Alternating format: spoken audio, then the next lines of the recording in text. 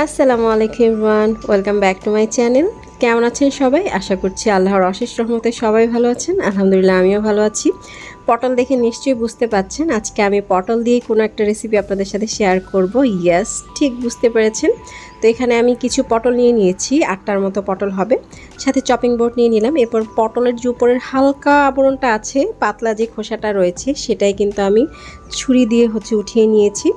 এবার ভেতরের যে বীজগুলো আছে সেগুলো আমি একটা চামচের সাহায্যে বের করে নেব।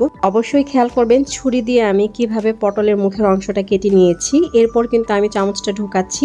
এতে করে কি হবে, পটলের কোনো প্রবলেম হবে না। যদি ডিরেক্ট চামচ দিয়ে ঢোকাতে চাই তাহলে মুখের অংশটা ফেটে যাওয়ার পসিবিলিটি থাকে। আরেকটা জিনিস অবশ্যই খেয়াল রাখবেন, আমি কিন্তু পটলের দুটো মাথা একবারে কাটিনি, একটা পাশ কেটে সেই দিক দিয়ে আমি চামচ ঢুকিয়েছি এবং আস্তে আস্তে ভেতর থেকে যতগুলো বীজ আছে সবগুলোই কিন্তু আমি বের করে নিয়েছি। এবার অপর পাশটা কিন্তু আমি ছুরি দিয়ে কেটে নিচ্ছি। যদি আগে থেকে দুটো পাশ কেটে নেন তাহলে কিন্তু অপর পাশটা ছিদ্র হয়ে যাওয়ার পসিবিলিটি বেশি থাকে। এবার বাকি পটলগুলো কিন্তু আমি সেমভাবে কেটে নিয়েছি। আর ভেতর থেকে এতগুলো বীজ বের হয়েছে, এই বীজগুলো কিন্তু ফেলা যাবে না, এটাও কিন্তু আমাদের কাজে লাগবে। এবার বীজগুলোকে আমি খুব ভালোভাবে পানি দিয়ে ধুয়ে একটি মরিচ দিয়ে ব্লেন্ড করে নেব। আর যে পটলগুলো রয়েছে যেগুলোর ভেতর থেকে আমি সবগুলো বীজ বের করে নিয়েছি, এগুলোকেও কিন্তু আমি পানি দিয়ে খুব ভালোভাবে ওয়াশ করে নেব। তো এই তো ব্লেন্ড করা কিন্তু হয়ে গিয়েছে। আপনারা চাইলে পাটাতেও বেটে নিতে পারেন, যার যেভাবে সুবিধা হয়। তো এখানে আমি একটা মরিচ দিয়ে বীজগুলোকে ব্লেন্ড করে নিয়েছি। পাশাপাশি কিন্তু আমি পটলগুলো খুব সুন্দরভাবে পানি দিয়ে ওয়াশ করে নিয়েছি, এই তো দেখতে পাচ্ছেন। এবার এতে দিয়ে দিচ্ছি সামান্য পরিমাণ লবণ, সামান্য পরিমাণ হলুদের গুঁড়ো এবং সামান্য পরিমাণ মরিচের গুঁড়ো। এই সব কিছু দিয়ে এবার আমি সবগুলো পটলকে সুন্দরভাবে মেখে নেব। দেখছেন আমি হাত দিয়ে কিন্তু খুব সুন্দরভাবে পটলগুলোকে মেখে নিচ্ছি। তো এবার কিচেনে চলে যাব এবং চুলায় একটি প্যান বসিয়ে দিয়েছি। এতে দিয়ে দিচ্ছি সামান্য পরিমাণ সয়াবিন তেল। এই সয়াবিন তেলের মধ্যে কিন্তু আমি সবগুলো পটল ঢেলে দিয়েছি। আর এই পটল কিন্তু খুব বেশি ভাজার প্রয়োজন নেই, আমি 50%-এর মতো ভেজে নিব। মোট কথা 5 মিনিটের মতো আমি ভেজে নিয়েছি। 5 মিনিটের মতো ভেজে নিলেই কিন্তু 50%-এর মতো ভাজা হয়ে যায়। তো এবার আমি সবগুলো পটল নামিয়ে নিলাম। সেম প্যানে তেলের মধ্যে দিয়ে দিলাম একটি বড় সাইজের পেঁয়াজ কুচি। এবার পেঁয়াজটাকে আমি কিছুটা ভেজে নিচ্ছি। এর মধ্যে এবার দিয়ে দিচ্ছি পরিমাণ মতো লবণ, সামান্য পরিমাণ হলুদের গুঁড়ো এবং সামান্য পরিমাণ মরিচের গুঁড়ো। এটা যেহেতু আমি পুর তৈরি করছি, এটা কিন্তু আপনারা টেস্ট ওয়াইজ দিবেন, যতটুকু ঝাল খেতে পছন্দ করেন এবং যতটুকু লবণ খেতে পছন্দ করেন সেই হিসেবে দিবেন। আর হালকা একটু হলুদ দিয়ে দিলেই হবে।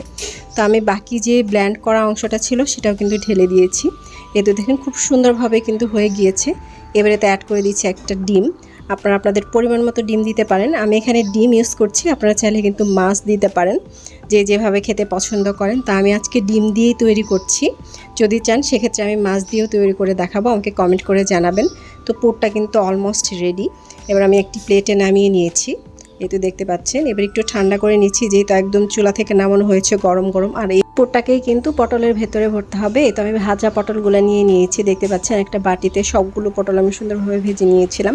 এবার শুরু করে দিয়েছি ভেতরে পুর ভরার কাজ। পটলের ভেতরে, পেটের ভেতরে কিন্তু সব পুর ঢুকে যাচ্ছে। আর অবশ্যই পুরটা ভরার সময় একটু ভালোভাবে ভরার চেষ্টা করবেন যেন ফাঁকা না থাকে।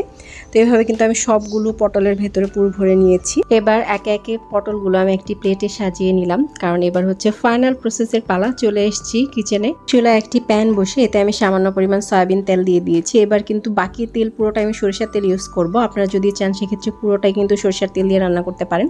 তো এবার এতে অ্যাড করে দিয়েছি 2 টেবিল চামচ পরিমাণ পেঁয়াজ বাটা, 1 টেবিল চামচ পরিমাণ সর্ষে বাটা, 1/2 টেবিল চামচ পরিমাণ আদা বাটা, 1/2 টেবিল চামচ পরিমাণ রসুন বাটা, 1 চা চামচ পরিমাণ জিরে বাটা, 1/4 চা চামচ পরিমাণ হলুদের গুঁড়ো, 1/2 চা চামচ মরিচের গুঁড়ো এবং সামান্য পরিমাণ জিরে গুঁড়ো দিয়েছি 1/4 চা চামচ পরিমাণ।